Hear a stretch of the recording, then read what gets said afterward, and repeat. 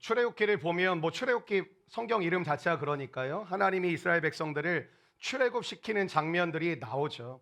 홍해를 건너고 광야를 지나게 하십니다. 광야를 지나는 동안에 굉장히 많은 일들이 벌어지거든요. 저와 여러분의 인생 가운데 광야의 축복이라는 것은 다른 것이 아니에요. 광야는 하나님을 더 깊이 느끼고 누릴 수 있는 복된 시간인 줄로 믿습니다. 특별히 그 중에 매우 중요한 사건들이 몇 가지 일어나는데, 오늘 본문을 보면 이 가장 중요한 사건이 이런 것이죠. 모세가 시내산에 올라가서 하나님의 율법을 받게 되는 거예요. 그러니까 십계명을 하나님께서 직접 두 돌판에다가 쓰셔가지고 모세에게 주시는 사건이 나타나게 되죠. 이게 왜 중요하냐면, 하나님이 이스라엘 백성들을 당신의 자녀, 당신의 백성으로 확증하신다라는 거예요. 그러니까 하나님의 말씀이 여러분에게 들린다라는 것은 다른 것이 아니에요. 하나님의 자녀라는 것이 여러분의 삶 가운데 확증되어지는 거예요. 그러니까 교회를 다니는데 두 부류의 사람이 있다고 생각하거든요. 은혜 받을 준비가 되어 계신 분이 있고 시험들 준비가 되어 계신 분들이 있어요. 한국 교회는 시험들 준비가 되어 있는 분들이 훨씬 더 많죠. 이래서 못한다, 저래서 아프다, 이래서 내가 시험 들었다, 저래서 시험 들었다 하는데, 이런 거예요. 우리가 신앙생활 하다 보면 시험 안 들 수가 없습니다. 저 좀 건져주세요. 저도 시험이 너무 많아요.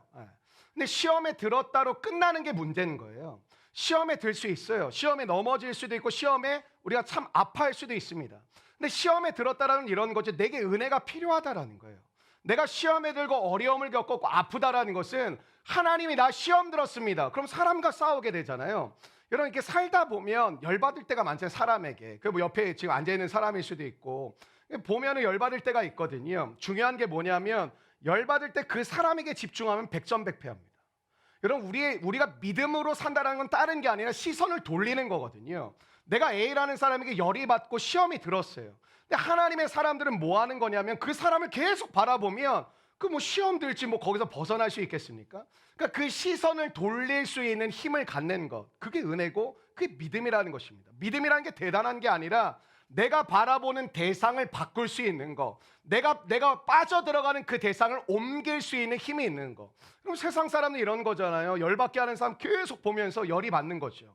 여러분, 열받지 거기서 무슨 회복이 있겠습니까? 치유가 있겠습니까?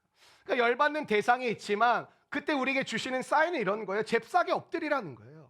하나님 앞에 잽싸게 엎드려 갈 때, 이렇게 기도해 갈 때 우리의 시선을 옮기게 하시는 은혜가 있다라는 것이죠. 교회에서 섬기다 보면, 또 봉사하다 보면 부딪히잖아요.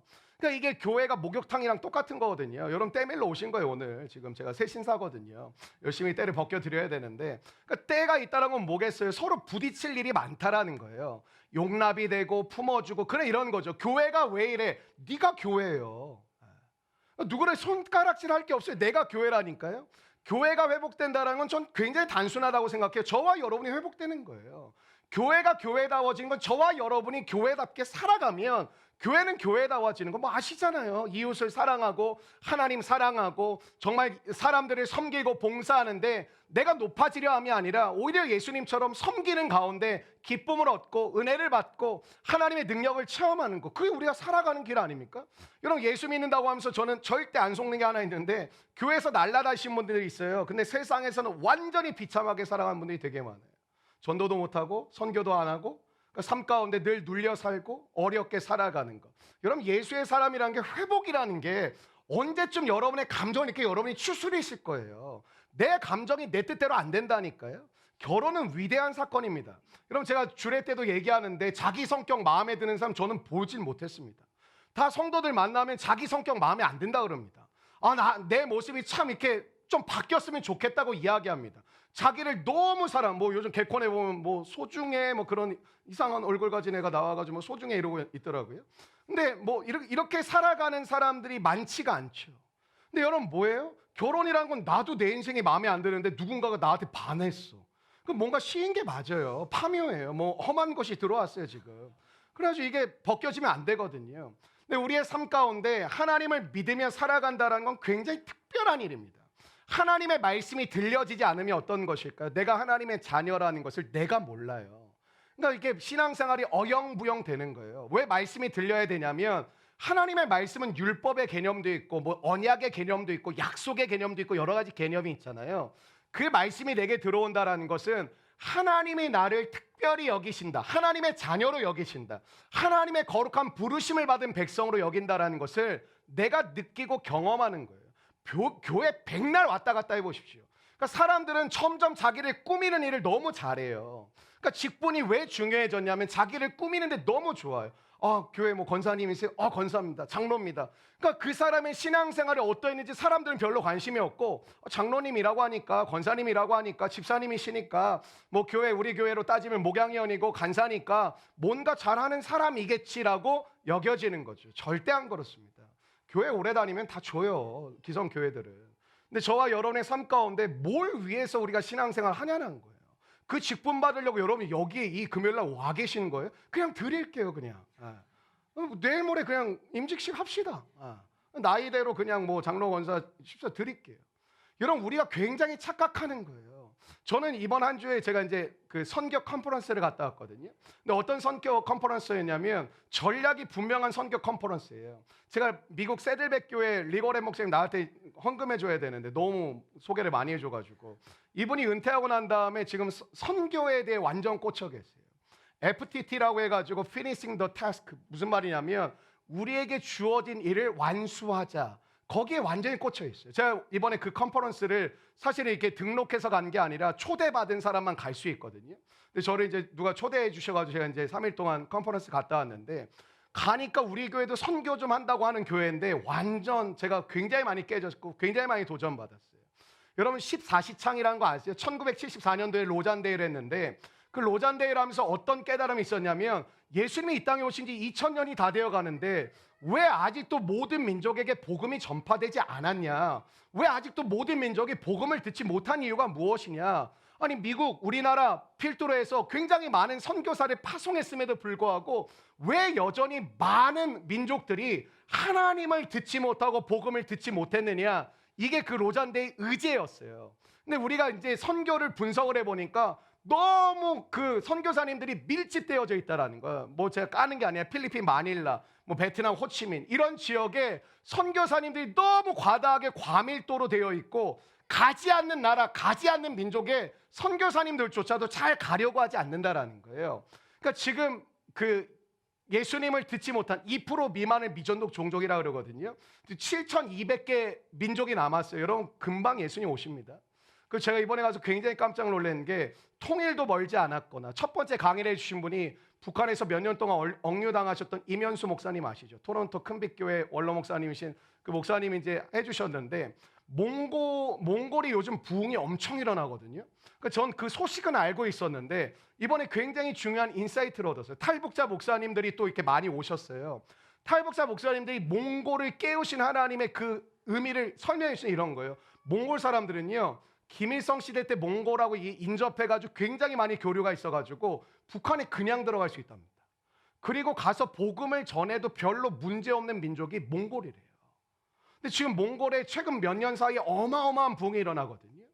그러니까 그리고 이제 그 교회들마다 이 민족을 입양을 해가지고 지금 가장 많은 그 미전도 종족이 포진되어 있는 게 북인도라 그러더라고요. 북인도에 굉장히 많은 민족들이 포진되어져 있어요. 근데 거기에 계속해서 지금 집중적으로 미국 사람들은 우리는 감정적으로 좀 믿는 편이고 걔네들은 되게 이성적으로 믿거든요. 전략이 분명하다. 우리가 들어가야 될 지역을 정확히 타겟을 해서 들어가자.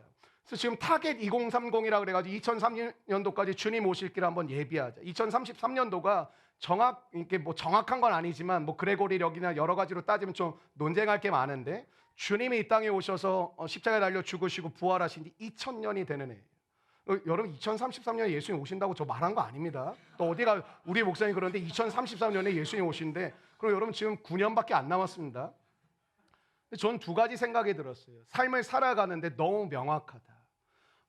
똑같이 예수를 믿어도 누군가는 주님 오실 길을 예비하는 삶으로 완전히 포커스를 맞춰서 그 교회가, 그 성도들이, 그 목회자들이 완전 거기에 타겟팅이 돼가지고 우린 주님 오실 길을 예비하고 준비하며 살아가자. 근데 대부분의 한국 교회는 어떻죠? 그 마음을 잃어버렸어요. 여러분 한국 사회가 지금 GDP 3만 불 넘은 지 꽤 된 거 아시죠?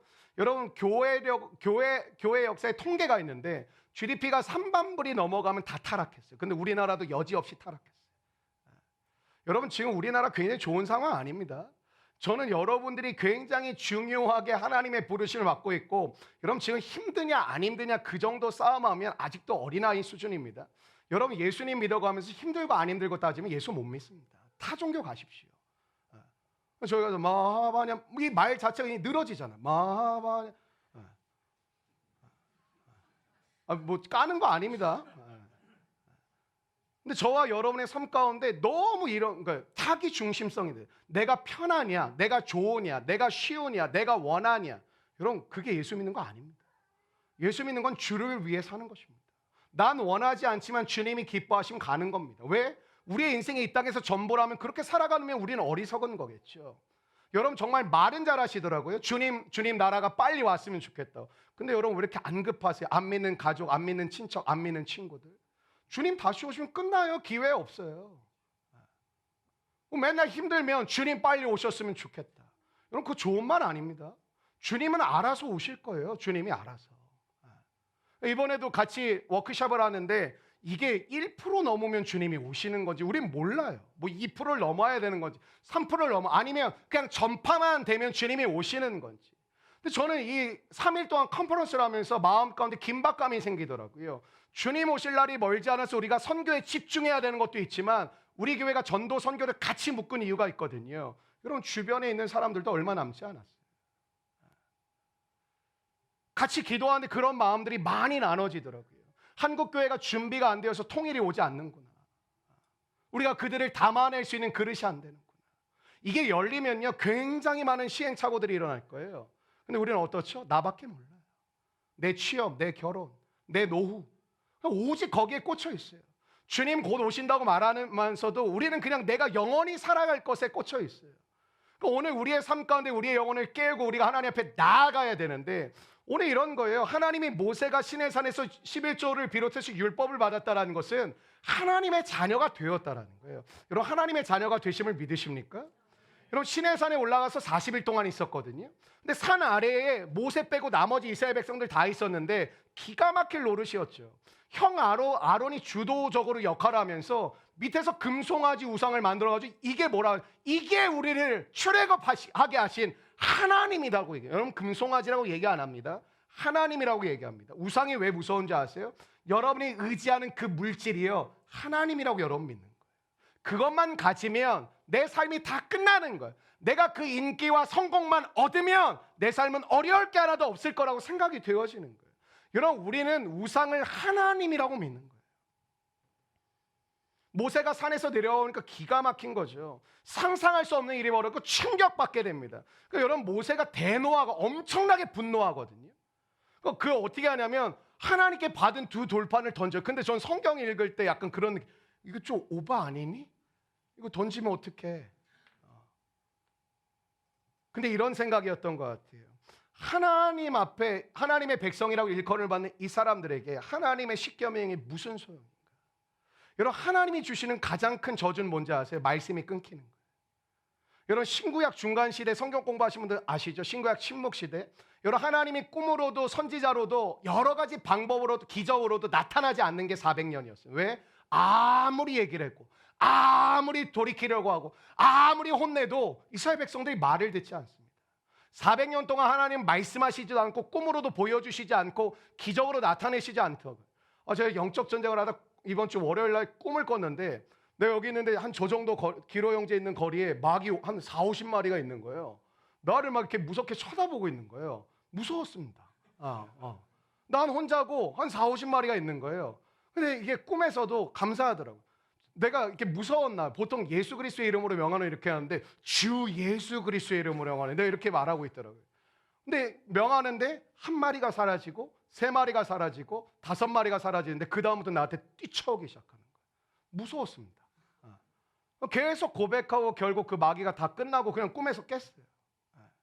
뭐 그냥 들으면 좋은 꿈이네. 뭐가 좋은 꿈인지는 모르겠지만 뭐 어쨌든 진 거보다 내가 막 짓밟혀가지고 막 그런 거보단 낫겠죠. 피투성이 돼가지고 막 거기서 복종하고 당신의 종이 되겠습니다. 여러분 하나님이 용납하시지 않는 게 하나 있거든요. 우상숭배예요. 여러분 우상숭배를 하나님이 자꾸 여러분 건드리시는 이유가 뭔지 아세요? 우리가 알게 모르게 다 우상숭배하고 있거든요. 하나님이 아닌 것을 하나님으로 여기는 게 우상숭배. 마치 그것만 얻게 되면 여러분의 삶의 모든 것이 풀릴 거라고 생각하는 것이죠. 여러분, 인생은 아주 정확합니다. 여러분이 무언가를 얻기 위해서 10년, 20년을 뛰었어요. 근데 그게 하나님이 아니었어요. 여러분, 20년의 세월은 복구 못합니다. 여러분, 우리의 인생 가운데 왜 분별력이 필요하고 성령 충만함이 필요하냐면 저와 여러분의 인생을 곁길로 가게 할 게 되게 많습니다. 근데 그런 삶 속에서 우리가 믿음으로 하나님을 바라보며 가지 못하면 여러분, 우리의 삶 가운데 연속성이 없겠죠? 그럼 뭐가 있을까요? 열매가 없습니다. 그리고 우리의 인생은 비참해지게 됩니다. 여러분, 우상 숭배를 용납하지 않으시기 때문에 하나님이 계속 건드시거든요. 어떤 죄일까요? 치명적인 죄입니다. 왜냐하면 하나님께 정면으로 도전하는 게 우상 숭배입니다. 왜? 하나님, 당신 하나님 아니에요. 이게 하나님입니다. 이게 우상 숭배입니다. 우리가 이렇게 말을 하지 않아서 그렇지 우리의 삶을 들여다보면 거기에 집중하고 있는 것이죠. 거기에 시간을 쏟는 것은 어렵지 않으나 성경 3장, 4장 읽을 시간은 없는 것이고 거기에 마음을 쏟는 것은 너무나도 쉬우나 하나님께 기도만 하려고 하면 집중이 되지 않는 것이죠. 왜? 우리는 믿는 대상에 우리의 마음과 뜻을 드리게 되어 있거든요. 여러분, 자녀가 잘못했을 때 넘어갈 수 있는 게 있어요. 특별히 어린 자녀들이 있을 때 이렇게 넘어갈 수 있는 것들이 있죠. 근데 어떤 일에 있어서는 절대 용납해서는 안 되는 것이 있습니다. 그러니까 저 때만 해도 이렇게 맞았잖아요. 매를 들었죠. 근데 요즘 매 들면 애들이 신고한다면서요. 저희 아빠가 때립니다. 빨리 출동해 주십시오. 요즘 뭐 때리지도 못하는데 왜 그럴까요? 내 자녀에게 이 문제를 넘어가지 못하면 이 문제를 해결해 주지 않으면 이 자녀가 망하게 되니까요. 하나님이 끝까지 우리를 추격해 오시는 게 몇 가지인데 그 중에 하나가 우상숭배거든요. 왜냐하면 결국에는 우리의 영혼이, 우리의 삶이 망하게 되거든요. 여러분, 하나님께서 처음 이스라엘 백성들에게 진노하세요. 막 화내시고 출애굽기 32장 보면 막 분노하시거든요. 근데 그때만 해도 모세가 뭐라 그러면 하나님, 하나님 지금 너무 흥분하셨습니다. 하나님 잘못한 건 알겠는데 하나님 그래도 좀 봐주세요. 하나님 좀 용서 좀 해주세요. 하고 중보의 역할을 합니다. 여러분, 중보하는 거 되게 중요합니다. 정신 못 차리고 살잖아요. 여러분, 오늘 여러분이 이 자리에 앉아 계신 건 누군가가 여러분을 위해 피땀 흘리며 기도했기 때문에 앉아 계신 거예요. 거저 앉아 계신 분은 아무도 없어요. 누군가가 여러분을 사랑함으로 눈물을 흘렸기 때문에 이 자리에 앉아 계신 거거든요.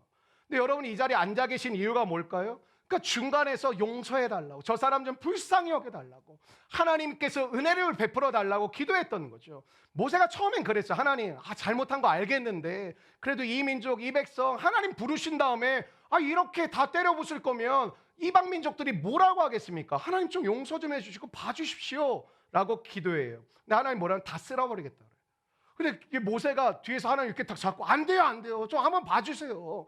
용서해 주세요 하고 기도하는 게 오늘 앞장이 출애굽기 32장에 모세의 중보 기도하는 내용입니다. 여러분, 십계명 돌판을 받았던 모세가 40일 만에 다시 진으로 돌아올 때, 자기 가족들이 있는 진으로 돌아올 때 얼마나 기대감이 있었겠어요. 하나님께서 십계명 주셨다. 그 부푼 마음, 하나님을 보았잖아요. 직접 대면했잖아요. 얼마나 흥분되어 있겠어요. 그 흥분된 마음을 가지고 온 거죠. 제가 오늘 왜 흥분했냐면 이 3일 동안 베트남 현지 목사님, 근데 이분 참 사역 독특하게 하시더라고요. 우리 한국교회는 가서 교회 짓고 그냥 우리가 가서 막 공연 사역하고 막 이랬잖아요. 근데 이 단체는 아주 타겟이 간단해. 가서 긍휼 사역 자체를 안 해요. 그냥 전도 사역만 해요. 누가 보면 10장에 나오는 것처럼 누군가의 집에 들어갔을 때 그 가정이 우리 전도하는 우리를 평안히 받아주는 사람을 계속 찾아다녀요. 이게 우리는 안 하잖아요, 그렇게.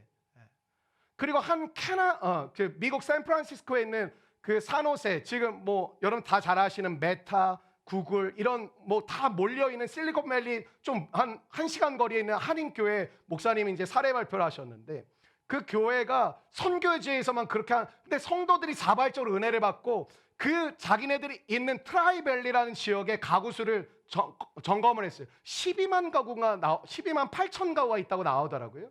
이 교회가 그 다음부터 뭐 했냐면 가가호 전도를 하기 시작했어요.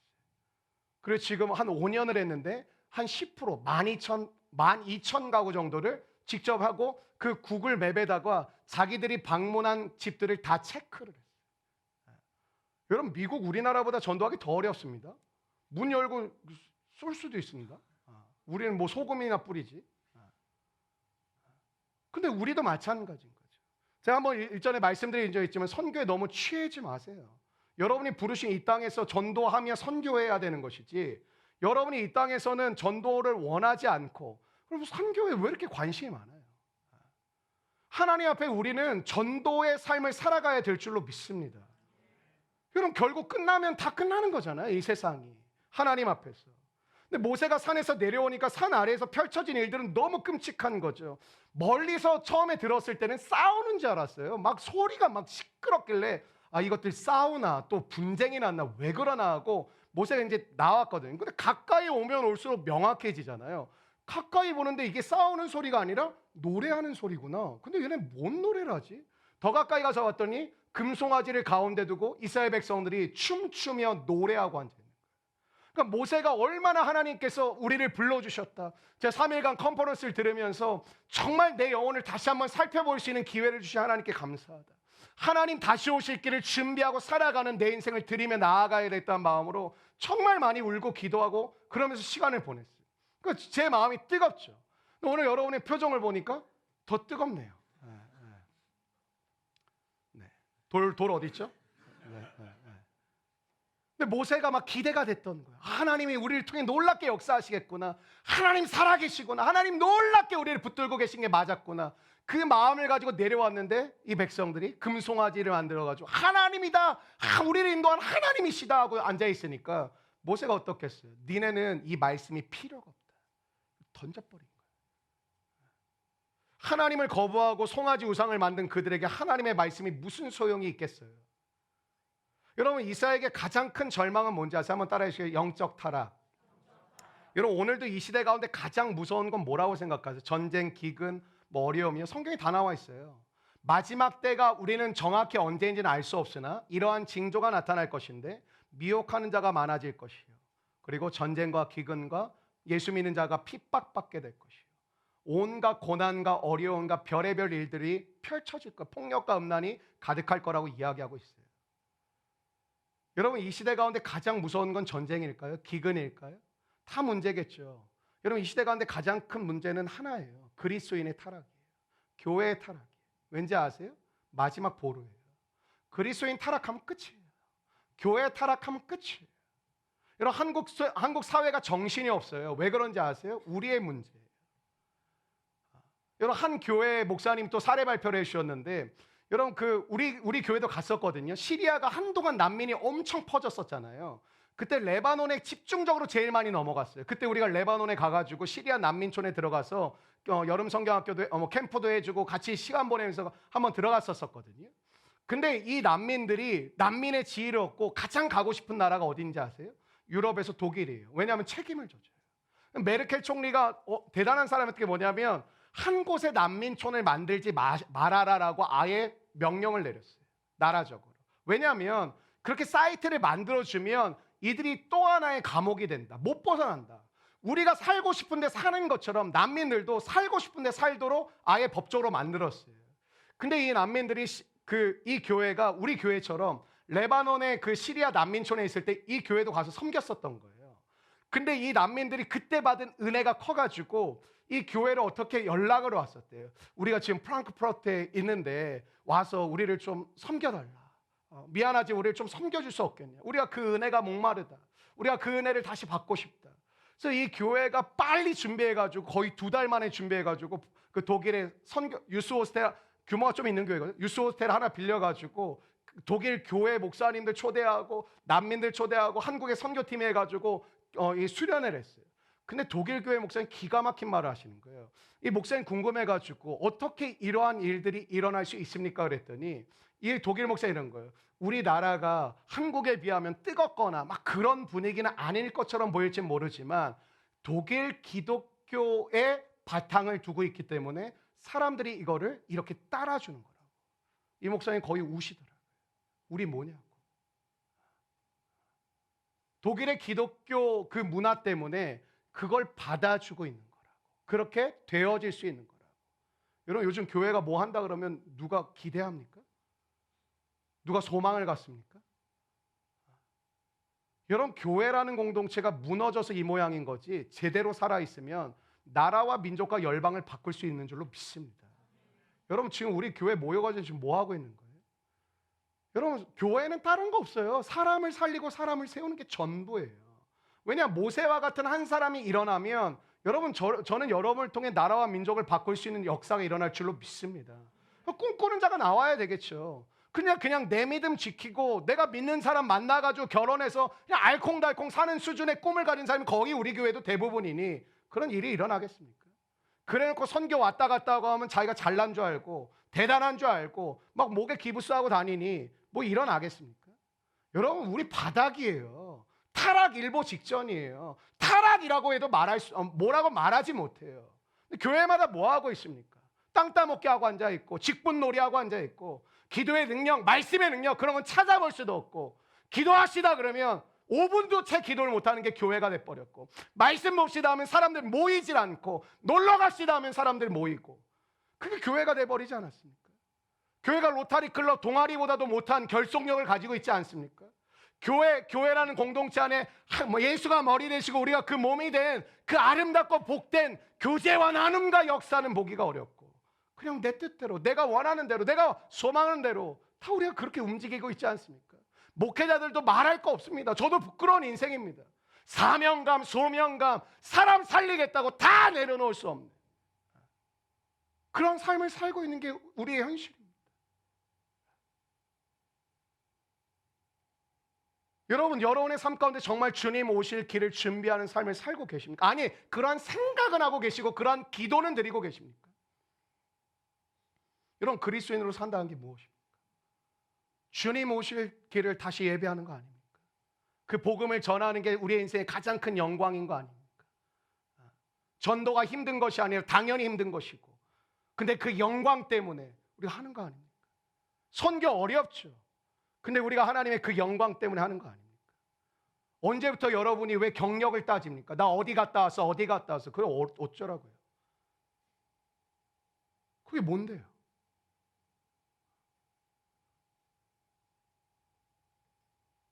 여러분 이스라엘 백성들은 출애굽의 과정 속에서 하나님 영적인 체험을 어마어마하게 했습니다. 여러분 여기서 구름 기둥 보신 분, 불 기둥 보신 분 있으면 병원에 안내해 드리겠습니다. 홍해 갈라진 거 보신 분. 우리 실개천도 갈라진 적이 없습니다. 나 기도해 봤거든요. 계곡가 갈라질지어다. 잘만 흐르더만. 홍해를 건너는 기적, 만나 메추라기의 기적. 여러분 이렇게 하나님을 경험했던 사람들이 영적으로 바닥으로 떨어지기도 어렵잖아요. 근데 오늘날 우리도 마찬가지. 하나님을 만났어요. 주님을 경험했어요. 성령 체험도 했어요. 뜨거운 은혜도 받았어요. 영적으로 바닥으로 떨어지기가 너무 쉬운 거예요. 업앤다운이 너무 심한 거죠. 막 날아갈 것 같다가 한 몇 달 지나면 또 바닥을 막 키고 있고. 그럴 수 있어요. 근데 계속 그러는 거예요. 몇 년이 지나도 몇십 년이 지나도 계속 똑같은 거예요. 여러분 이 백성들을 향한 모세가 어떤 거죠? 마음의 절망을 느끼는 거죠. 지도자로서 지금까지 너무 힘겹게 여기까지 시내사까지 겨우겨우 끌고 왔는데 인도에 왔는데 하나님부터 율법을 갖고 막 흥분이 되어가지고 야 가서 말씀 나누고 하나님을 전하고 하나님을 대면한 이 간증을 나눠야겠다고 내려오는데 이 백성들이 갑자기 금송아지를 하나님이라고 말하면서 온갖 짓을 하고 있는 거예요. 여기서 우리는 인간의 연약함을 보죠. 인간이 얼마나 쉽게 하나님을 버릴 수 있는가. 저는 그거에 대한 염증을 엄청나게 많이 느끼고 있습니다. 목회를 하면서 하나님 아무것도 아니구나. 이제. 믿음이라는 게 이렇게 가벼워졌구나. 하나님이 여러분 스펙 앞에 무릎을 꿇고 계시고 하나님이 사랑하는 사람 앞에 무릎을 꿇고 계시고 하나님이 돈 앞에 무릎을 꿇은 지는 이미 오래가 되셨고 하나님이 성공이라는 거에 무릎을 꿇고 계시고 그동안 영적인 체험을 하고 광야를 지나고 모세가 시내산에 가 있는 그 40일 동안 이 우상을 숭배하는 거예요. 모세가 안 보이니까 뭐죠? 하나님도 안 보였던 거예요. 여러분 인간이 하나님이 아닌 대안을 찾는 일에 얼마나 신속한지 아십니까? 여러분의 마음의 은혜가 딱 떨어지잖아요. 하나님 향한 마음이 딱 식잖아요. 그럼 우린 다른 걸 금방금방 찾아요. 왜? 마음에 빈 공간이 생겨버리거든요. 사람이 영적인 동물이기 때문에 금방 합니다. 여러분 제가 늘 여러분에게 얘기하지만 피투성이가 되더라도 예배만 지키시라고 회복될 줄로 믿습니다. 근데 여러분 마귀가 하는 짓이 뭐냐면 하나님과 관계를 떨어뜨려 놓는 거거든요. 그럼 저와 여러분 아무것도 아니고 축구 드리블 하듯이 메시가 드리블 하듯이 갖고 놀거든요. 근데 여러분이 하나님과 붙어 있으면 못 갖고 놀거든요. 그러니까 그 대표적인 게 예배예요. 그러니까 하나님 앞에 예배로 딱 붙어 있으면 좋은데 이게 느슨하게 되더니 떨어져 버리면 그때부터 여러분 방황은 길어집니다. 여러분 피투성이가 되더라도 예배의 자리를 지킬 수 있게 되기를 주의 이름으로 축원합니다. 많은 성도들이 이렇게 얘기하더라고요. 아, 목사님 이런 마음과 이런 태도로 예배드리면 뭐 하겠습니까? 바꾸시라고요. 바꾸시라고요.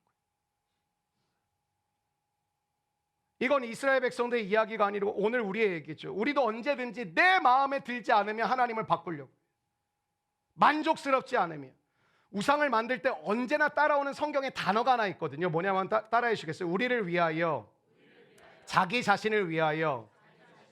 그러니까 성경에 우상이 등장할 땐 꼭 이게 따라요. 우리를 위하여, 자기 자신을 위하여. 그러니까 우상은 뭐예요? 나를 위한 거예요. 자기 자신을 위한 거예요. 항상 우리 주변에는 매력적인 것들이 둥둥 떠다니죠. 결혼하지 않은 청년들에게는 예쁜 사람, 뭐 멋진 인간, 뭐 둥둥 떠다니고, 내 마음을 끄는, 내 마음을 사로잡는 것들이 얼마나 이 시대적으로 많이 떠다닙니까? 우상은 그러나 기억하십시오. 하나님의 이름을 빌려서 나타납니다. 오늘 금송아지라고 얘기하지 않고 뭐라고 하냐면 금송아지를 하나님이라고 얘기합니다. 그래서 인간은 늘 속죠. 그 우상에게 속으면 인생은 비참해집니다. 여러분 이스라엘 백성들이 우상 숭배와 함께 늘 따라왔던 게 뭔지 아세요? 원망과 불평입니다. 이 시대를 보십시오. 기쁨과 감사가 넘칩니까? 원망과 불평이 넘칩니까? 아시죠? 여러분의 마음만 봐도 아니까. 원망과 불평은 훨씬 더 많습니다. 왜 그럴까요? 하나님을 떠난 인간의 결과입니다. 하나님을 떠났을 때 이스라엘 백성들에게 나타났던, 사람들에게 나타난 징조는 뭐냐면 원망과 불평입니다. 뭐예요? 하나님이 마음에 안 든다라는 거예요. 하나님을 못 믿겠다라는 거예요. 여러분 입술에 오늘 이 밤 원망과 불평이 씻어지게 되기를 주의 이름으로 축원합니다. 여러분 우리 신앙의 최고봉이 뭔지 아세요? 감사예요. 감사는 초월적인 행위예요. 오늘도 여러분이 감사하고 계시다면 저는 여러분이 천국을 살고 계시다고 믿습니다. 여러분 감사하시라는 게 아니라 감사가 되어지시기를 바랍니다. 여러분 우상 숭배는 어디에서부터 시작될까요? 골로새서 3장 5절에 봤더니 탐심, 탐욕에서 시작이 됩니다. 탐심에서 시작된 우상 숭배는 간단합니다. 정의가 이렇습니다. 나를 위하여, 나의 만족을 위하여, 나를 좋게 하고 나를 편안하게 하기 위하여. 여러분 내 마음에 들지 않는 것은 무엇이죠? 언제든지 하나님을 버릴 수 있는 거예요. 여러분 우상 숭배는 무서운 것입니다. 하나님이 분노하시게 합니다. 하나님이 다 쓸어버리십니다. 그런데 이스라엘 백성들에게 이 우상 숭배는 끊임없이 역사 속에 일어났고 오늘도 우리의 삶을 들여다보면 우상 숭배는 끊임없이 일어나고 있습니다. 그러므로 계속해서 우리가 붙들어야 될 것이 한 가지 있다면 따라해 줄까요? 십자가. 여러분 십자가가 뭔지 아시죠? 자기를 부인하는 거예요.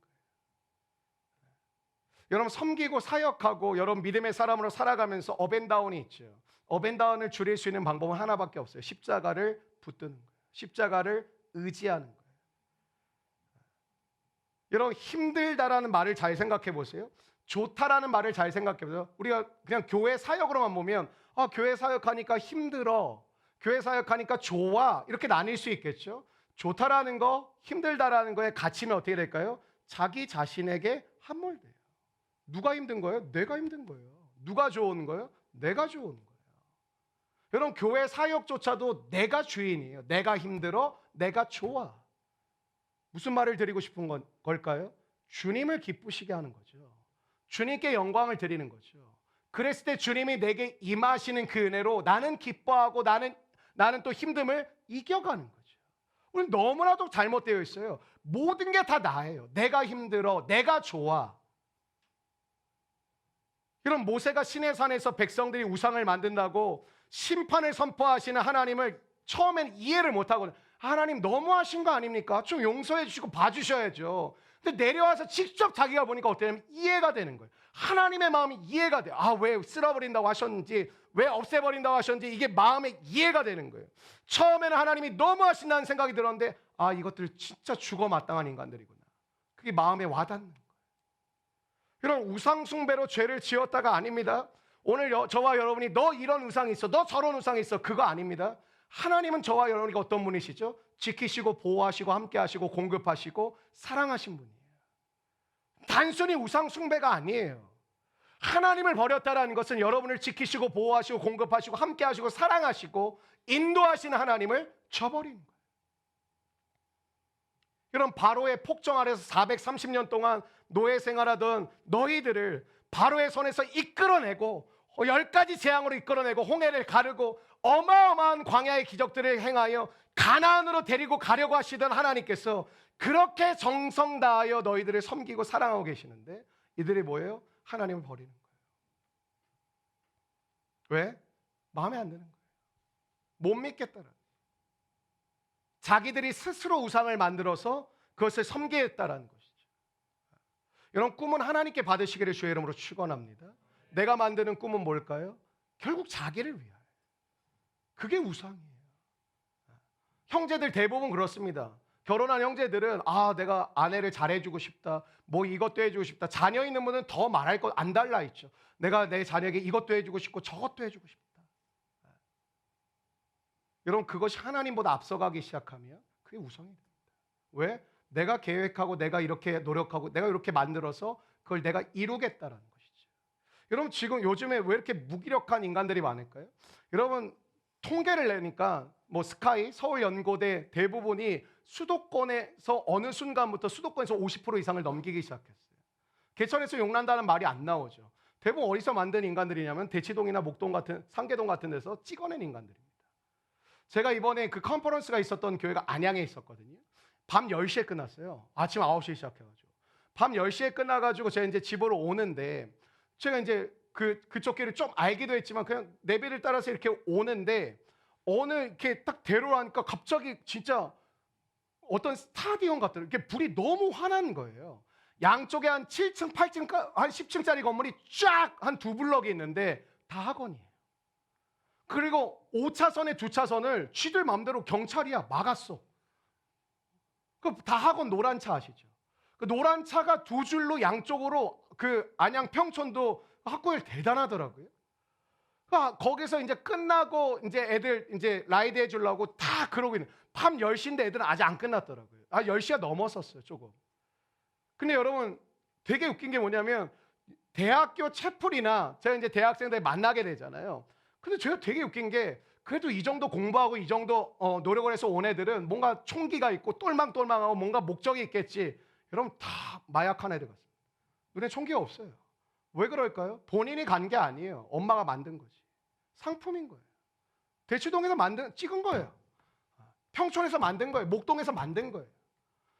걔네들이 주도해서 걔네들이 원해서 간 게 아니에요. 엄마가 만든 거예요. 뭐예요? 초점이 없어요. 뭐 할 거니? 학원에서 나온 애들 다 이러고 있어요. 신호대기하고 있는 한 30명, 40명이 신호대기를 하고 있더라고요. 중학생, 고등학생이. 다 이러고 있어요. 근데 진짜 표정이 없어요. 여러분, 저는 목회하면서 제가 느끼는 보람 중에 하나가 뭐냐면 여러분 얼굴 잘 모르시죠? 되게 표독스러우세요. 근데 하나님의 말씀이 들어가기 시작하면 그게 씻어지기 시작해요. 제가 그렇게 많이 변했어요. 내가 그래서 처음에 머그샷 찍어놔야 되는데 그리고 그 티셔츠를 기념으로 만들어줘야 되는데 처음에 어떤 얼굴이었는지. 여러분, 얼굴 장난 아닙니다. 새가족도 오면은. 예쁘고 못생기고를 떠나서 얼굴이 그냥 장난 아닙니다. 북인도에는요, 신들이 얼마나 많은지 일본 저리 가랍니다. 그냥 기도해야 하면 귀신이 그냥 떠난대요. 근데 개도 귀신 들려있고 소도 귀신 들려있대요. 그러니까 이 사역이 어마어마한 거예요. 그냥 기도하는데 인도는 원체 다 귀신이래. 전도팀이 가기 전에 우리 교회 정말 우리 교회가 왔던 방향이 맞구나, 내가 그 생각 참 많이 했는데 기도 어마어마하게 우리 하고 가잖아요. 여러분, 왠지 아세요? 여러분, 가가지고 선교를 하려면 힘이 있어야 될 거 아니에요. 싸워 이겨야 될 거 아니에요. 여러분, 직장 생활도 생각해 보세요. 감당이 안 되는 게 아니에요. 힘이 없는 거예요. 세상에 두려워하고, 당신이 세상에 빛인데 두려워하면 어떻게 해요?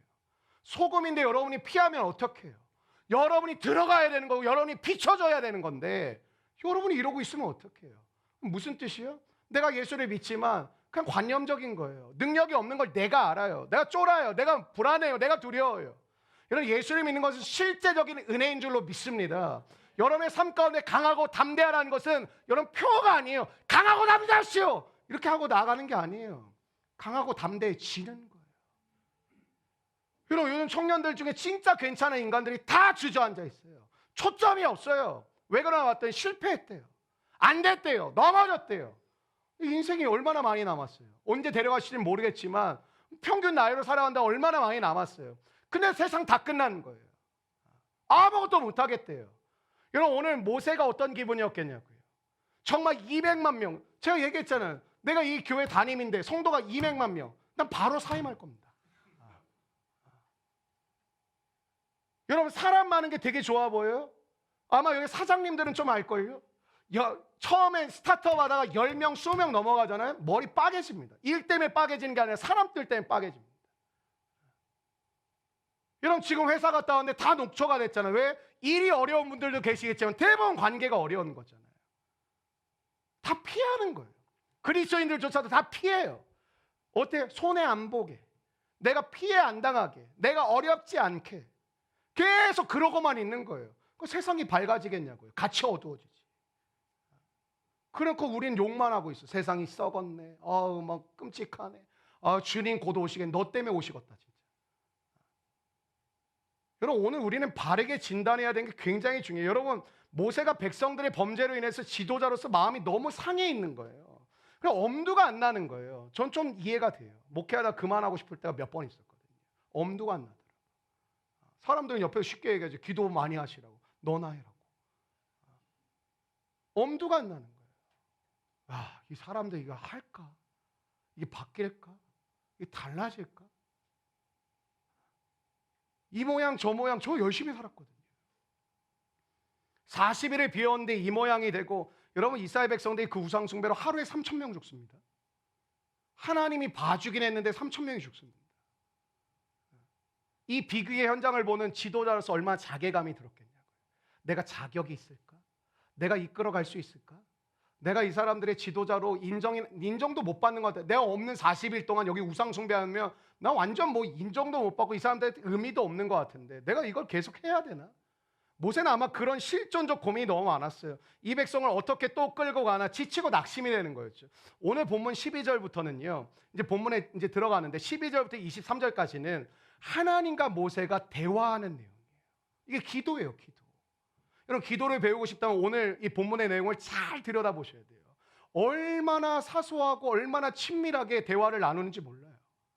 12절 말씀 한번 같이 읽어보실까요? 12절 말씀입니다. 시작. 모세가 여호와께 아뢰되 보시옵소서, 주께서 내게 이 백성을 인도하여 올라가라 하시면서 주께서 전에 말씀하시기를 나는 이름으로도 너를 알고. 여러분, 모세가 굉장히 지쳐있다는 느낌이 들어요. 근데 이러는 거예요. 하나님이 야, 정신 차려 임마, 너 사명자야, 시끄러, 빨리 그냥 가. 하나님 이렇게 하지 않으세요. 너 힘들지? 잘 왔다. 기도 잘했다. 네 어려움을 내가 알아. 너 괴롭지? 답답하지? 나는 네 마음 이해한다. 기도를 못하는 사람 중에 특징을 봤더니 하나님 오해하고 있어요. 이렇게 얘기하면 혼내실 거 같고 저렇게 얘기하면 혼내실 거 같고. 하나님이 그런 하나님이었으면 여러분, 저와 여러분 지금 살지도 못하고 있습니다. 죄 지으면 팔 잘라버리고 죄 지으면 다리 잘라버리면 뭐 누가 살아있겠습니까? 오늘 12절 말씀을 드리는 거, 하나님 저 못하겠습니다. 엄두가 안 납니다. 하기 싫습니다. 그럼 왜 제가 해야 됩니까? 그런 얘기예요. 뭐 나보고 가라고 해놓고 누구랑 가라는 거예요? 누구랑? 다 이러고 앉아있는데 나보고 누구 데리고 가라는 거예요? 가나안에. 나 못하겠어요. 근데 하나님이 그걸 들으세요. 이 자식 이거 사명자가 믿음이 없어가지고 똑바로 임마, 그러지 않으세요. 받아주신다고요. 13절에 읽어보실까요? 13절 말씀입니다. 시작. 내가 참으로 주의 목전에 은총을 입었사오면 원하건대 주의 길을 내게 보이사 목전에 은총을 입게 하시며 이 족속을.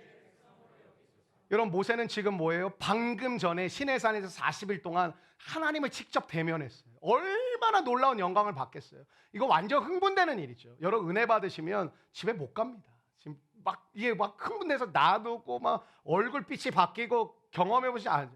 근데 지금 백성들에게 정이 뚝 떨어진 거예요. 진짜 얘네들 하기 싫다.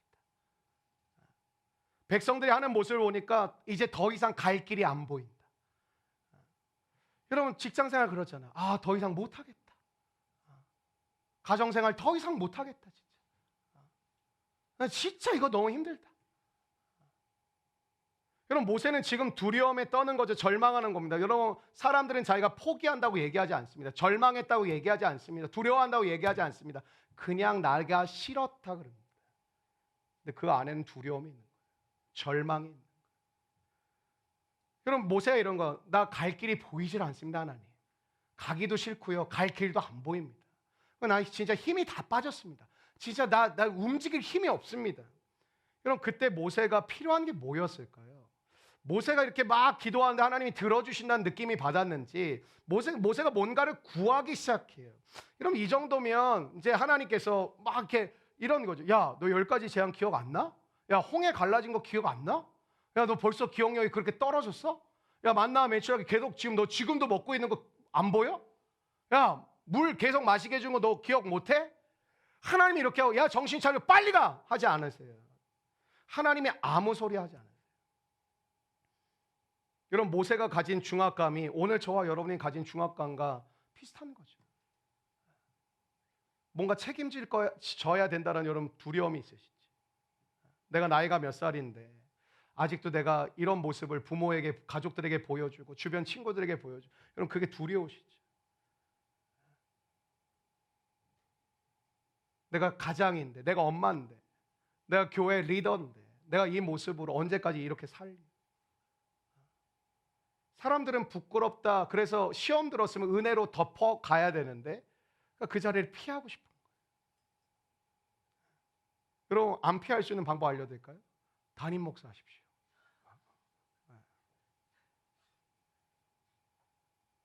근데 이런 거야. 하나님 나 홀로 못 갑니다. 나 죽었다 깨나도 못 갑니다. 가라고 해도 안 갑니다. 근데 모세의 기도에 대한 하나님의 답이 14절이거든요 14절 말씀 한번 읽어보실까요? 시작. 여호와께서 이르시되 내가 친히 가리라. 내가 너를, 여러분 하나님의 마음이 읽어지세요? 야 엎드려 뻗쳐, 정신 차려, 너 좀 혼나야겠어, 이렇게 얘기하세요? 아니요. 내가 갈 거야. 내가 가고 있어. 그리고 내가 너를 쉬게 해줄게. 여러분 이 정도면 그래도 모세도 좀 마음을 풀고 할렐루야 하고 좀 움직일 법도 한데 모세도 안 움직여요. 내가 이거 본받으려고 이래서 안 움직여요. 안 풀렸어요 마음이. 15절 말씀 한번 같이 읽어보실까요? 15절입니다 시작. 모세가 여호와께 아뢰되 주께서 친히 가지 아니하시려거든. 모세가 배수의 진을 치는 거죠. 하나님 안 가면 나 절대 안 갑니다. 지쳐서 꼼짝도 안 하려고 하는 모세에게 하나님은 계속 대화를 시도하고 계세요. 내가 너를 안다. 내가 너를 위로한다. 너 절망한 거 내가 안다. 너 기분 나쁜 거 안다. 너 억울한 거 안다. 너 답답한 것도 내가 안다. 하나님이 나를 부르셔서 나는 시키는 대로 다 했을 뿐인데 나 왜 이런 겁니까? 난 더 이상 이끌 자신이 없습니다. 그만두고 싶습니다. 투정을 부리고 있는데 하나님이 그 투정을 다 받아줬어요. 혹시 오늘 투정하고 계신 분도 싶으신 분 계시면 투정하세요. 그냥 뭐 다 앞뒤 다 덮어두고 갑자기 다들 못 가겠습니다. 뭐 기도가 다 똑같을 것 같은데. 근데 하나님 뭐라 그랬어요? 다독이신다고요. 매를 들지 않고 다독이신다. 내가 너를 안다. 너는 은총을 입은 자다. 그러면서 모세가 다시 꺼낸 것이 무엇이냐면 18절이에요. 그게 오늘 이제 설교 제목이기도 한데 한번 같이 읽겠습니다. 시작. 모세가 이르되 원하건대 주의 영광을, 이게 굉장히 중요한 기도를 꺼낸 겁니다. 여러분 모세가 출애굽기 3장에 보면 하나님이 부르시는데 어떻죠? 불타는 떨기나무 가운데 하나님을 만나게 되죠. 놀라운 거죠. 나무가 불이 타는데 그 불이 사그라들지 않고 이게 타지 않는 기적을 본 것이죠. 그러니까 하나님의 임재를 경험했어요. 그리고 여러분 지금 방금 40일 동안 뭐 했어요? 시내사에서 빽빽한 구름 가운데 하나님의 임재를 정말 충만하게 경험했어요.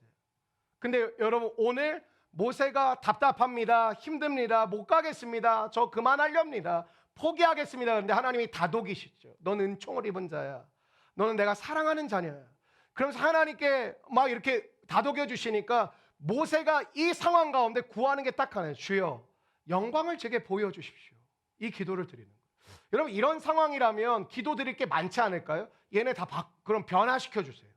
하나님 그러면 저를 따르는 리더 그룹 한 2만 명 정도만 세워주세요. 같이 갈 수 있는 동역자 좀 하나님 허락해 주세요. 안정된 상황을 좀 만들어 주세요. 하나님 환경을 좀 열어주세요. 우리가 기도할 게 되게 많잖아요. 오늘 모세가 드리는 기도에 좀 집중해 보길 원해요. 모세 이 기도를 드려요. 주여 영광을 보여주시길 원합니다. 여러분 왜 모세는 주의 영광을 구할까요? 많은 것들을 구할 수 있는 상황이고 구해야만 될 것 같은데 주여 주의 영광을 구합니다. 주의 영광을 보여주십시오. 여러분 모세가 알고 있었던 게 뭔지 아세요? 떨기나무 가운데 임하신 주님, 시내산에 빽빽한 구름 가운데 임하신 주님을 현현을 그 이제 쉐키나라고 하는데 임재하시는 느끼는 경험되어진 하나님을 만나면서 모세의 삶 가운데 가장 귀중한 게 뭔지 아세요? 하나님을 만나는 거예요. 그게 모세의 고백인 거예요. 가장 어렵고 힘든 순간에 모세가 구하는 건 돈도 아니었고 리더십도 아니었고 영광, 자기의 영광과 성공도 아니었고 사람도 아니었고 물질도 아니었어요. 딱 한 가지일 거예요. 주의 영광을 제게 보여주십시오. 여러분 주의 영광은 뭘까요? 주의 영광이라고 하는 것은 이 세상에서 볼 수 있는 게 아닙니다. 여러분 오늘 예배드리러 오셨잖아요. 세상에서 얻을 수 있는 것만 구하고 가신다면 그건 안타까운 거예요. 돈을 구할 수 있어요. 건강을 구할 수 있어요. 진로를 구할 수 있어요. 하나님의 여러 가지 필요한 걸 구할 수, 집을 구할 수도 있고 여러 가지 구할 수도 있어요. 여러분 세상에서 보여지는 것만 구하고 한다면 그건 안타까운 거예요. 주의 영광은 뭐예요? 이 세상에서 볼 수 없는 거예요. 이 세상을 초월하는 거예요. 여러분 이런 거 있잖아요. 예배 드리고 나면 잘은 모르겠는데 마음이 좀 평안해집니다. 그 평안은 누가 주는 걸까요? 여러분 그 평안은 세상이 줄 수 없는 평안이라고 성경에서 이야기하죠. 왜 그럴까요? 오늘 여러분은 평안할 입장이 아니거든요. 평안할 형편이 아니거든요. 평안할 상태가 아니거든요. 근데 예배를 드려서 내 삶은 똑같아요. 오늘 모세도 똑같아요. 주의 영광을 봤어요. 근데 어디에 있어요? 광야에 있어요. 광야를 벗어난 게 아니에요. 여러분 우리는 영적 세계에서 쉽게 멈춰버리는 경향이 너무 짙습니다. 무슨 말이냐? 교회를 아니고 조금 은혜를 받으면 그걸로 다 끝나버리는 성도들이 너무 많아요. 모세는 하나님에 대한 갈망이 식지를 않아요. 계속 갈망합니다. 하나님의 영광을 보고 싶은 목적이 뭘까요? 내가 여태까지 살면서 경험한 것 중에 가장 좋았던 건 하나님의 영광을 경험했던 거예요. 세상적인 것에 대해서 우리는 너무도 갈증이 심해요. 갈증이 강해요. 그러나 영적인 것에는 너무나도 쉽게 만족하고 끝나버려요. 기도하다가 안 되면 그냥 끝내요. 근데 여러분이 원하는 그 진로는 열릴 때까지 두드려봐요. 별의 별짓 인맥을 통해서 사돈의 8천까지 연락을 해서라도 내가 그 길로 갈 수 있다면 별짓을 다 해요. 근데 오늘 우리는 영적인 은혜와 영적인 축복 가운데는 우리는 굉장히 쉽게 무너지는 경향이 많아요.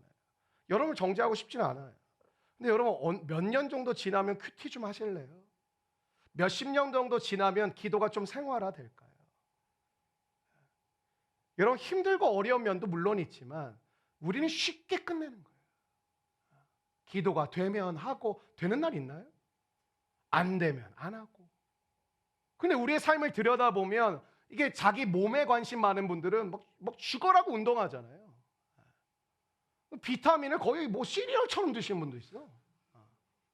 A, B, C, D 알파벳 외우세요? 유산균도 세종류 위가 녹아요. 그러면 여기 헬리코박터 계속 움직여. 이런 모세는 수없는 것들을 경험했어요. 근데 오늘도 목말라는 건 딱 하나예요. 주의 영광. 주의 영광. 여러분 오늘 금요성령 집회 잘 오셨어요. 근데 여러분의 마음 가운데 한 가지를 하나님이 들어주신다면 여러분 무엇을 구하시겠어요? 아마 대부분 여러분의 삶의 육적인 필요를 구하실 거예요. 근데 그게 왜 그럴까? 여러분의 삶에서 가장 강렬하게 느끼는 거예요. 여러분 오늘 이 본문을 보면 재밌어요. 하나님과 모세와의 대화가 기도가 너무 친밀해요. 오고 가요. 여러분 모세는 자기의 속을 다 털어놓고 있어요. 나 이거 힘들어요. 나 포기하고 싶어요. 하나님도 근데 어떻게 돼? 친근하게 반응해 주세요. 나 알아. 그래 너 알아. 네 마음 진짜 안다 내가. 마침내 하나님께서 사랑하는 모세의 요청을 들어주셔. 그게 21절부터 23절인데 근데 단서를 걸어요. 너 나 보면 근데 죽어. 보고 싶어도 나 보면 죽어. 바위 틈에 내가 너를 둘 테니까 내가 지나갈 때 내 등을 살짝 봐라 그러면. 여러분 하나님은 영이십니다. 우리의 육안으로 볼 수 있는 분이 아니죠.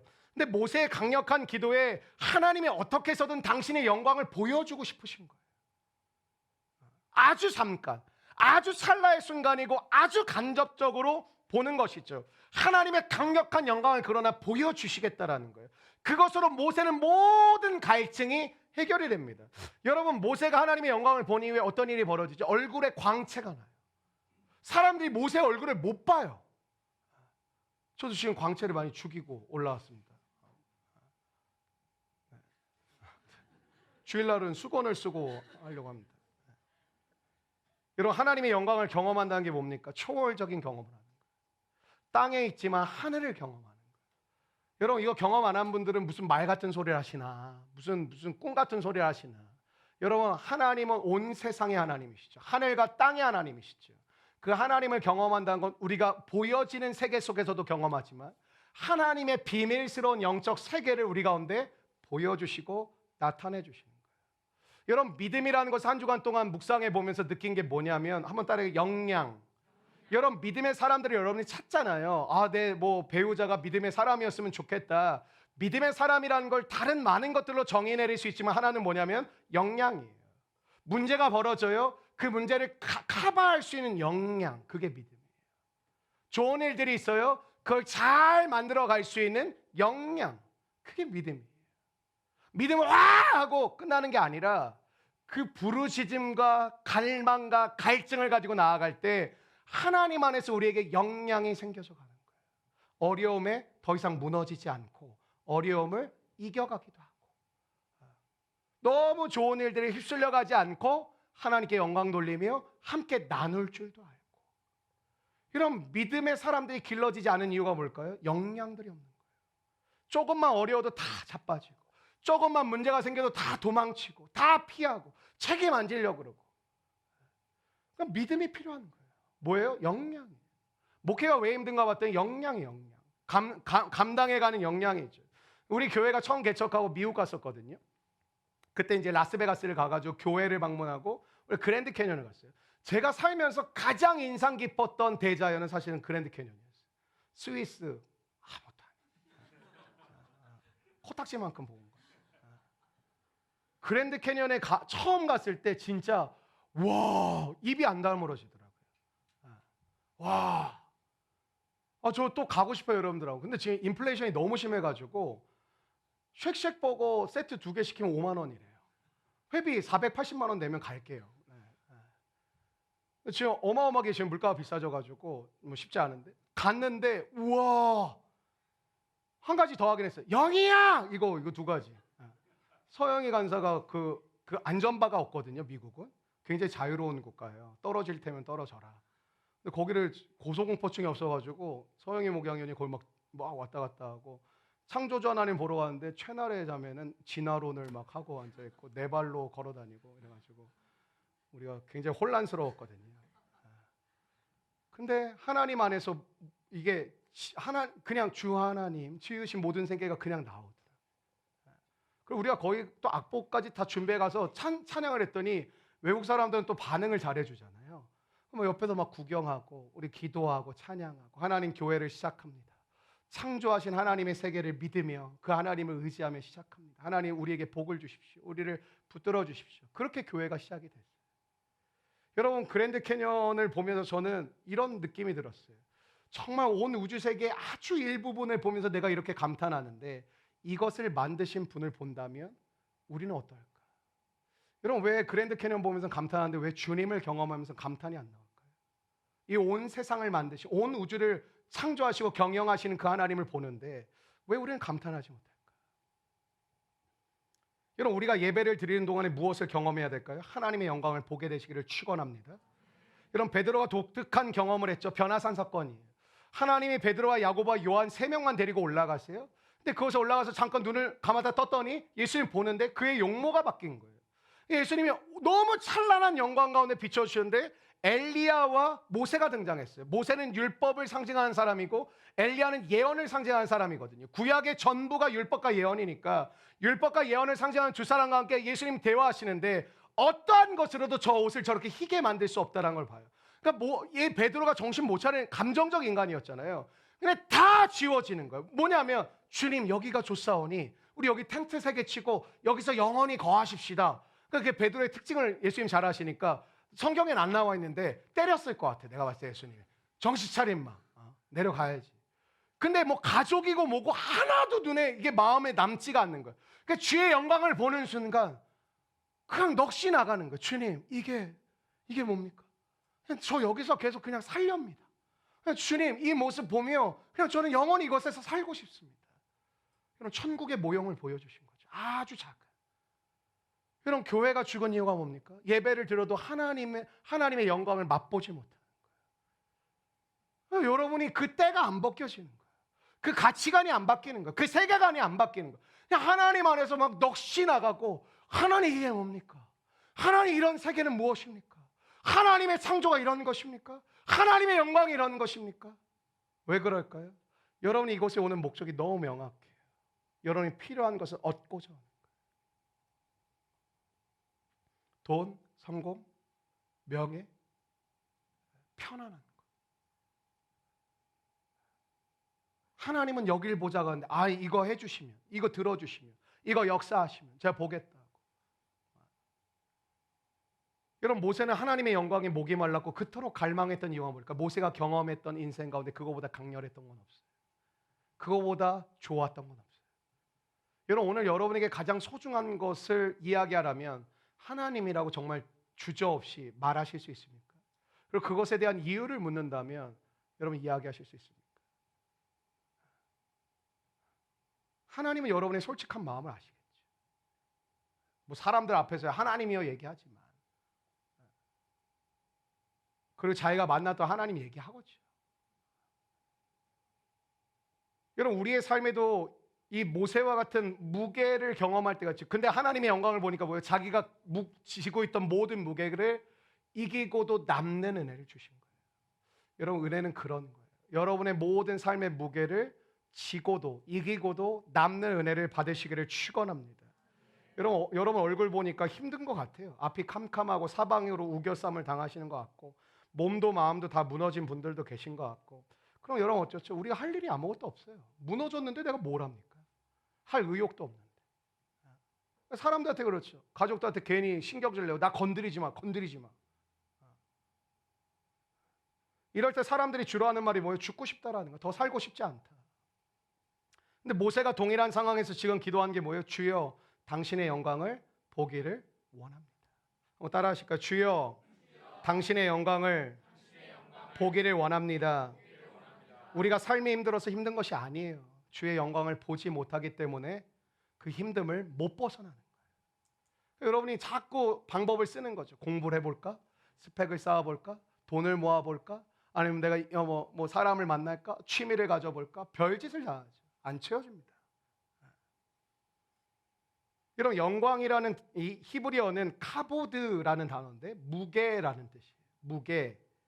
하나님에게만 쓸 수 있는 단어인데 이 세상의 영광, 인기가 높고 박수를 받고 그러나 더 나은 사람이 나타나면 어떻죠? 여러분 그 전에 유명했던 사람도 있다가 BTS 나오니까 다 쭈구리 됐죠. 그럼 BTS는 영원하겠습니까? BTS보다 영광 가운데 임할 사람이 또 나타날 거예요. 르세라핌, 뉴진스 많이 나오잖아요. 근데 계속 사라져요. 물론 제 머릿속에서는 핑클로 끝났지만 계속 나오더라고요. 근데 뭐예요? 영원할 듯한 그 인기가 사그라드는 시점이 와요. 하나님의 영광과 비교할 수 있는 게 이 세상에 아무것도 없어요. 왜? 하나님의 영광보다 나을 게 없거든요.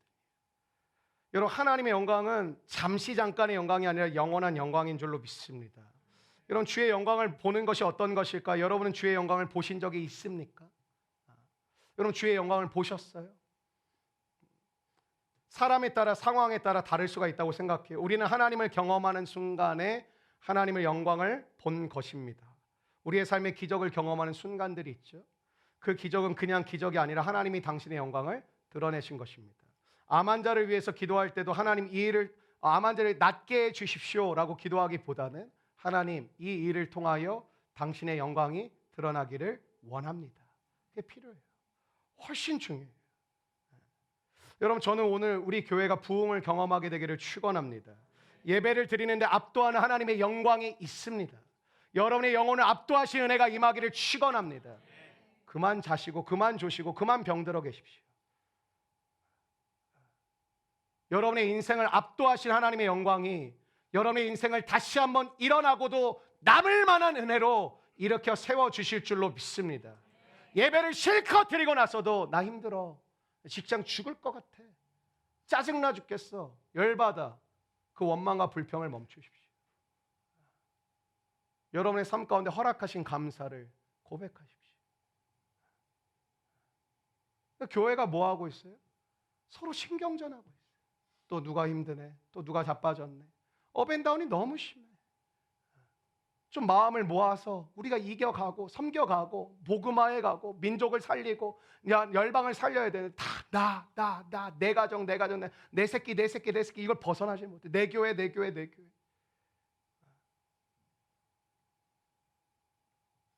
아마 요즘 저처럼 설교하는 인간도 없을 겁니다.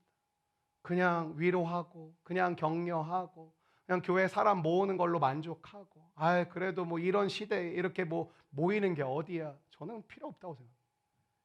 모여서 뭐 할 건데? 모이는 목적이 있을 거야. 하나님 이렇게 보내주시는 목적이 있을 거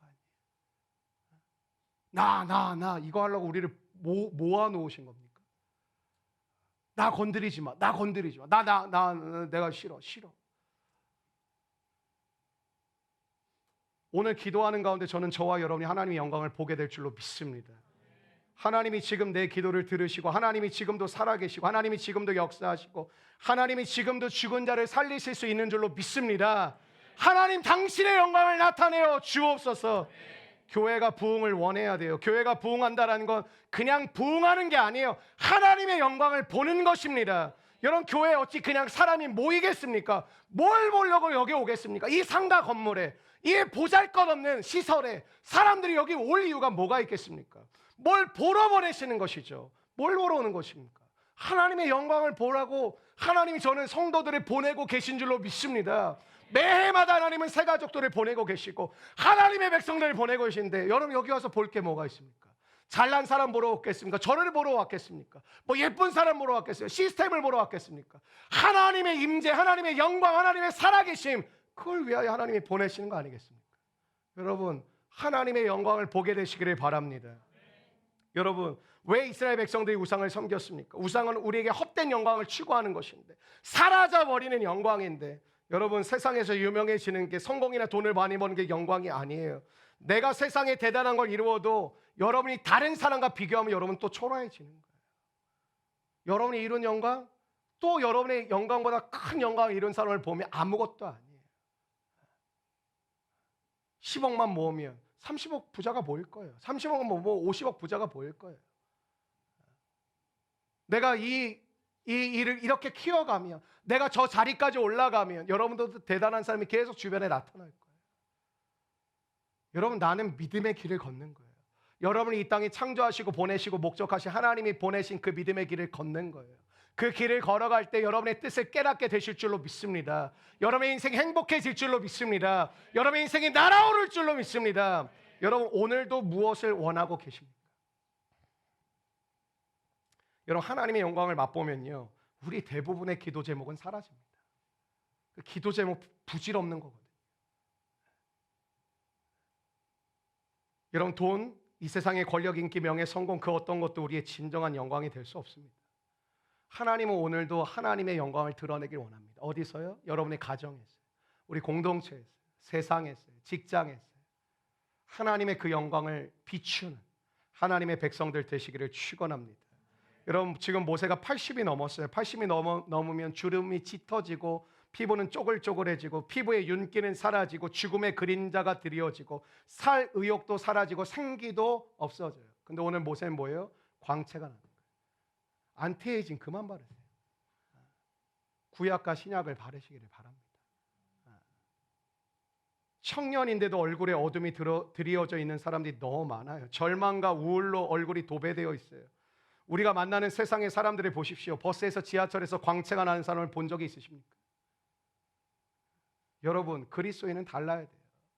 태양을 직접 볼 수 없는 것처럼 모세의 얼굴을 직접 볼 수가 없었어요. 여러분, 태양에 비추면 촛불은 아무것도 아니에요. 우리가 촛불과 같은 가짜 영광을 들고 태양 앞에 나가는 거예요. 오늘 하나님의 백성들이 드려야 할 기도를 가르쳐주고 있죠. 주여, 당신의 영광을 보여주옵소서. 여러분, 뭐가 힘드세요? 뭐가 어려우세요? 그 기도를 드리세요. 하나님, 나 이게 힘듭니다. 저게 어렵습니다. 근데 하나님은 이렇게 말씀하실 거예요. 내가 나의 영광을 너에게 보여줄게. 나의 영광을 너에게 비춰줄게. 세상의 영광은 곧 시들어요. 풀은 마르고 꽃은 시들어요. 오늘 우리는 하나님의 영광을 구하기를 원합니다. 그 영광의 깊고 풍성함을 누리기를 바랍니다. 우리 인생의 가장 중요한 목표는 무엇입니까? 하나님의 영광을 우리의 삶을 통하여 드러내는 것입니다. 하나님은 지금도 당신의 백성을 통하여 하나님의 영광을 드러내기를 원하십니다. 바꾸셔야 돼요. 나의 영광이 아닌 주의 영광으로 바꾸셔야 돼요. 주일날 설교할 텐데 이런 거예요. 우리의 바쁨이 너무 크죠. 여러분, 믿음의 사람들의 특징은 여유로움이 있었습니다. 왜 그랬을까? 지난주 설교할 때 말씀드렸죠. 버려야 할 것을 버렸기 때문에 여유가 있었던 거예요.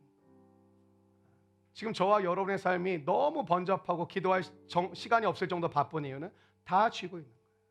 혹시 몰라서, 혹시 몰라서, 혹시 몰라서, 혹시 몰라서.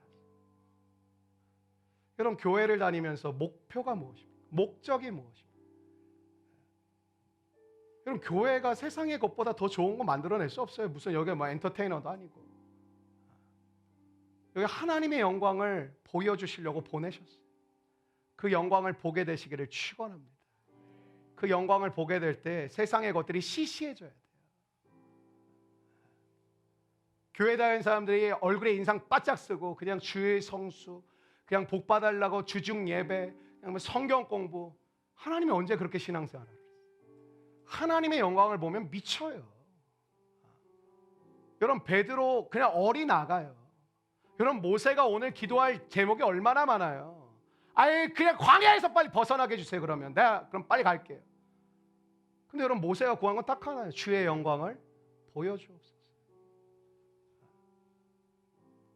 여러분이 일터에서 일을 하든 취업을 준비하든 결혼을 준비하든 가정을 이루어가고 계시든 사업을 하든 여러분의 삶 가운데 여러 가지 진로 앞에 놓여있든 여러분, 오늘 하나님은 여러분에게 주의 영광을 보여주시길 원하는 거예요. 여러분, 언제까지 속으실 거예요? 여기 장년분들 젊었을 땐 뭐 편하셨어요? 젊었을 땐 젊었을 대로 힘든 거고 40대 되니까 40대 대로 힘든 거고 50대 되니까 50대 대로 힘든 거고 60대 되니까 다 편해지셨어요? 또 힘든 거예요. 언제까지 속으실 거예요? 무엇을 이루면이 아니라니까요. 이 세상에서 경험할 수 없는, 이 세상을 초월하는 하나님의 영광을 보게 될 때 이 세상을 담대하게 이겨갈 수 있는 은혜가 임하게 될 줄로 믿습니다. 주여, 오늘 하나님의 영광을 우리 가운데 부어 주시옵소서. 주의 영광을 보게 하여 주시옵소서.